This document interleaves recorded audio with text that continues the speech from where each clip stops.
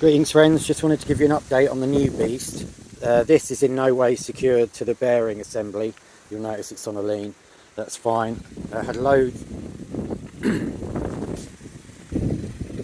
of welding to do on this, which I haven't got rid of the slag yet. Loads of welding. You can see this is new, and the reasoning behind that was, firstly, I wanted to use my new hole saw that Scott gave me. That's not perfectly in the centre, by the way, but that's irrelevant. That's for the, I wanted to use the hole saw that Scott bought for me, so thank you very much, it worked a treat. The idea with this is basically that it's going to act as an insurance if there was to be a problem and this dropped down too much. So how I currently have it is, I don't know if you can see, there's just a bit of clearance there. And the other reason, which is more interesting, is if we get this problem where it's going in and out of the wing too much, sorry, I'll move back. If we get this problem where it's searching in and out of the wind constantly, then if we drop that down onto there, so it's touching, then that should make it a bit stiffer, but it should still turn.